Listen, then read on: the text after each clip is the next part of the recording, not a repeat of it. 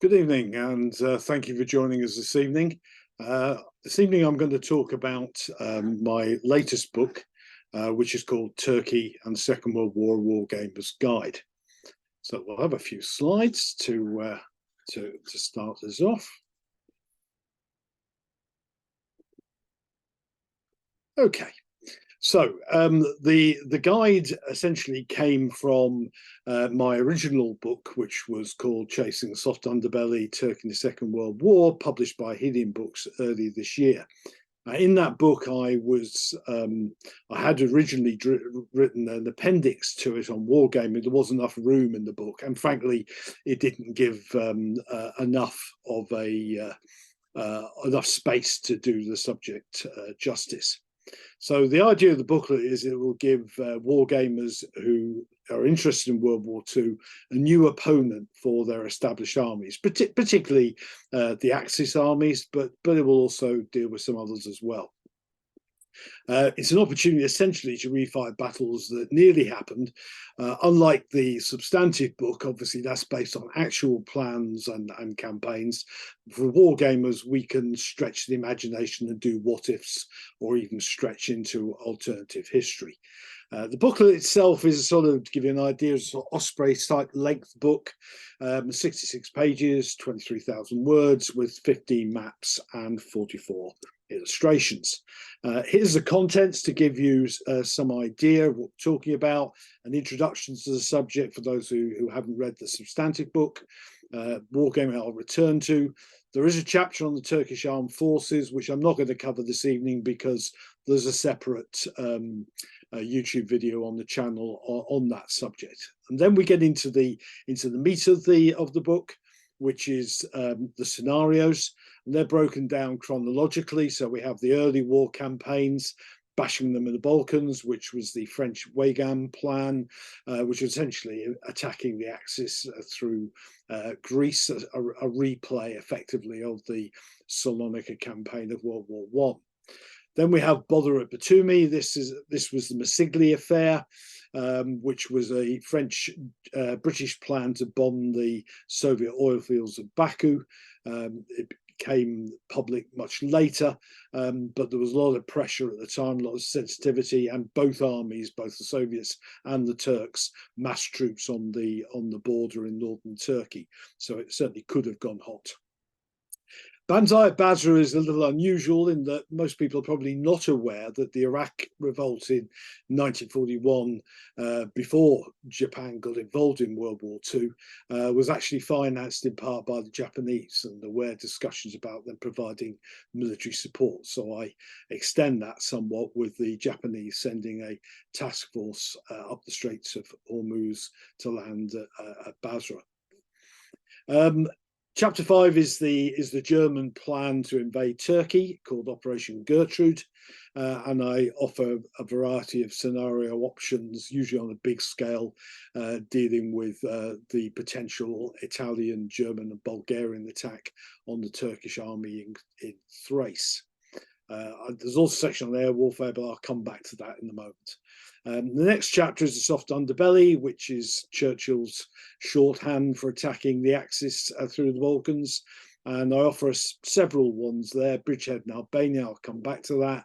Operation Barclay, which was the big deception plan to persuade the Germans that the Allies were going to invade Greece rather than Sicily in 1943. And Operation Hercules, which was a plan to attack Rhodes, an essential precursor to capturing the Dodecanese, a lesson sadly not learned in that later campaign. And the final sort of land stage was 1944, when the Soviets entered Bulgaria and had an army right on the Turkish border, which sat there for several weeks. And Stalin was certainly considering a dash for the Straits, a long-standing Soviet foreign policy objective. He was persuaded not to in the end, but nonetheless, that one certainly could have happened. I don't ignore naval or air operations, as I said, but I'll come back to those in a moment. There's a chapter about how you can link these in campaigns, and some conclusion and appendices with wargamers, manufacturers, and some army lists for the most popular sets of rules, at least the ones that I use mostly. So looking about wargaming itself, equipment for the Turkish army is frankly fairly easy and straightforward. The Turks didn't make any of their own equipment, so that you can buy them from all the standard World War II wargame ranges: tanks, artillery, aircraft, ships, etc. The challenge is over infantry, and that's because the standard Turkish uniform had a cap which was pretty unique. British attaché called it a jockey cap, which is probably not a bad description of it. They also had gaiters over the puttees, which again was fairly unusual in World War II. So trying to find the right figure, obviously nobody makes a Turkish figure for you, I'm afraid, so we have to scout around to find some. I used, for the cap, I used the Romanian World War II figures, which there's a good range from Great Escape Games. Sadly, they mix up the caps with the more traditional Romanian helmet. But as I was building a Romanian army, it didn't really matter. I just extracted the cap-wearing versions. So you can see them in the picture on the right. They make pretty reasonable, and you do a bit of filing on the puttees if you want to make them look more like gaiters. The other figures in that picture, I've got the French style Adrian helmet that was made by the Turks, and their better equipped regiments tended to have that helmet. And I use for that the Crusader 28mm French Dragon ports, which are suitable because the figures don't have the traditional French greatcoat, which the Turks didn't have, and they've got less equipment as well, which is more typical of a Turkish infantryman. In 15mm, Battlefront do a very good figure of the same model, Flames of War. The other option is Peter Pig's Japanese figures. These have the cap, and unlike a lot of Japanese 15mm ranges, Peter Pig don't always have the flap at the back of the head, which of course the Turks would not have had. For rules, frankly, you can use any of the standard World War II rules, nothing special needed. What you do need, however, are army lists, and I've produced several of those in the appendix, so you can just pick them up and point up your Turkish army in the same way you would for under the rules for any other army in World War II. If you're into board games, there are a couple I'd recommend. One is Operation Gertrude by Strategy and Tactics. Lovely map of Turkey and various options and scenarios to be played.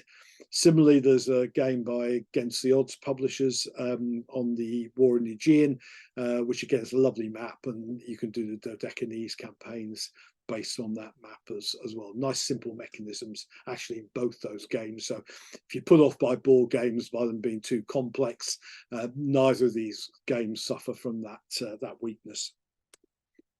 A few pictures to highlight some of this. On top right, you've got infantry support weapons, again from the Crusader range. You'll see here I painted them in the Turkish winter uniform, sort of grey-greeny colour. It had various shades, so don't worry too much about capturing the right shade. They will all look different. Turkish officers you will see in the background is a different shade. Their uniforms were tailored and were different colour. Whether that would have survived very long in combat, I doubt it. Frankly, it would have made them a sitting target for snipers. But nonetheless, those were the regulations at the time. Other pictures, you've got the bottom left-hand corner are the Peter Pig. Mostly there are some Battlefront, but mostly Peter Pig figures there. Which you can use for 15mm Turkish, and or you can get T-26s, R-35s, Soviet armored cars, etc., from just about any 15mm range.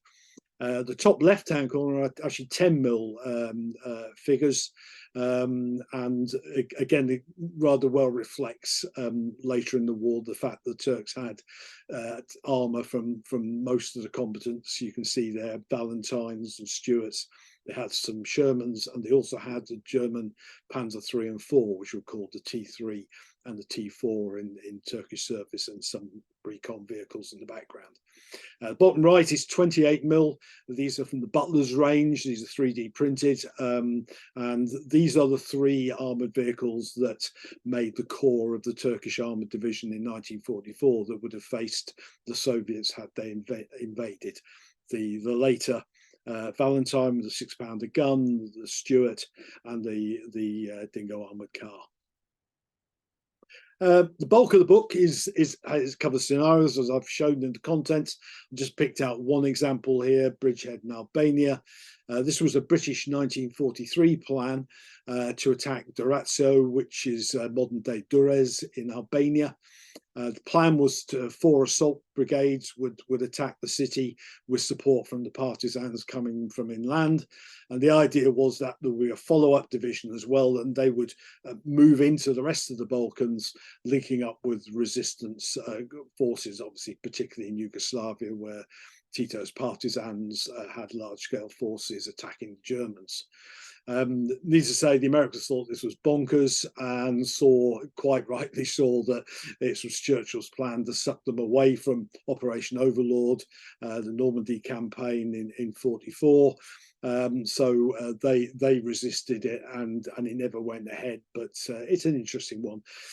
We did a war game participation game on this at the Carronade show in Falkirk in 2023, and you see on the right my harbour model. It's a very much a reduced size. Durrës is a big port, but this essentially is attempting to replicate one of many small harbours up and down the Adriatic coast. So there's a German garrison there, and it's attacked by British commandos on the right and American Rangers, all of which were based in the modern-day Croatian island of Vis as a base. So we had a lot of fun with that. It's a participation game, and obviously there are other options if you don't fancy the rather significant modelling operation that was involved in building that. As I said earlier, I haven't forgotten naval and air warfare. For air warfare, I focused on the threat to Istanbul, which isn't the sort of concrete city you see today. In World War II, the houses were mostly made of wood and very susceptible to incendiary bombs. Later in the war, the Turkish Air Force, or their interceptor and fighter cover for Istanbul, was ironically made up of German Focke-Wulf 190s provided by the Germans and Spitfires provided by the Allies. So the picture below there is of 1/200 scale Spitfires in Turkish. You can get Turkish decals, by the way, for Air Force in all scales. Pendragon do them up to 15mm, and you can get them for 1/72 scale as well. So the scenarios for the Warlord game Blood Red Skies, which I use for air combat, and there's a scenario in there with all the order of battle to enable you to do that. For naval warfare, a couple of scenarios in the book. One is Black Sea blockade, which is another Churchill plan to insert the Royal Navy into the Black Sea in 1940 to cut off Soviet oil supplies. A completely bonkers plan, even by Churchill standards, but the cabinet did give it very serious consideration. If it had gone ahead, we'd have probably ended up being at war with the Axis and the Soviet Union, which is fairly incomprehensible. But there you go. That's the cabinet minutes are perfectly clear. And then there are the Dodecanese campaign of 43. In this one, I move away from the big warships down to the small boats, the motor torpedo boats, the gunboats, etc. And there were extensive discussions with Turkey. And in fact, Turkey turned a blind eye to Allied warships or boats basing themselves, albeit temporarily, on the Turkish coast. They essentially brought cargo ships in for fuel, etc., so they could recover during the day and then attack again at night. And I use Warlord's Cruel Seas for these types of action with their 1/600 scale ships. So, in conclusion, you can read more on the dedicated webpage on the website balkanhistory.org. There's more about the book there, and you can. The book is a PDF download. It costs £5 sterling. You can order it, download it directly from the website, or if you prefer, you can go to Wargamers Vault, which also has it in their list of publications.